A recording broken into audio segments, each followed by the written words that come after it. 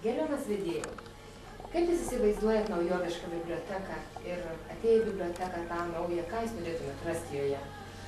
Biblioteka, žinot, kiekvienas žmogus, kai tik biblioteka, kai žodį išgirsti, kiekvienas turi savo vaizdinį. Aš, pavyzdžiui, kai esu didelis mėgėjas knygų, tai aš įsivaizduoju, kai aš buvau mažas, sakykime, mokinys, ten pradinį klasį. Ir kai nueidavau į savo kaimą Vėžinės biblioteką, ten tokiam senoviškam pastatui buvo taip atidarys, taip ten malonu būdavo nueiti. Ir visą laiką žmonės mūsų kartos tikriausiai supranta, kad biblioteka ir ten nuėjai, pasirinkai knygas ir išėjai.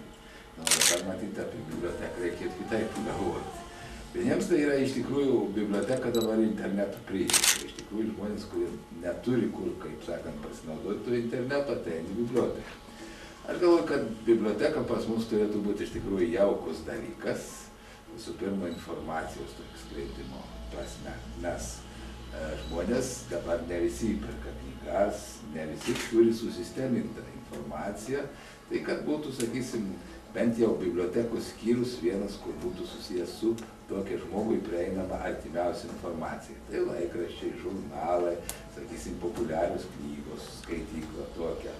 Kitur galbūt reikėtų dar tokio dalyko, kaip kad bibliotekoje būtų patalpėlė ir susėdžiu žmonėms, kurie domės knygą, ir padiskutuoti ir pabūt, pašnekėti.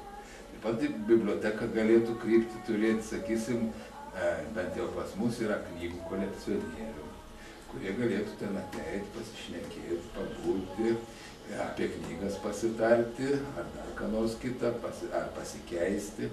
O jeigu biblioteka kartais išmet kokį seną knygą, kad tas kolekcionierius galėtų ten, sakysim, o gal man bus, gal jis ją ir išgražiai, gal sutvarkys, ir kad nereikėtų plėšti, kaip tarybiniais laikais, kad buvo 17 puslapį, ten to išplėšdavo puslapį ir kas paskiau pateikdavo kaip savo knygą.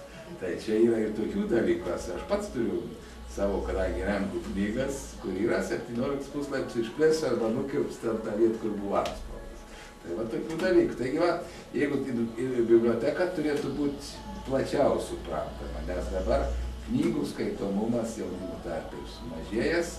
Ir jeigu biblioteka bus jauki, tvarkinga, ypatingai pas mūsų žiemos ar rudens vakarais, iš tikrųjų, jinai gali tapti tą vietą, kur žmonės norėtų ateiti.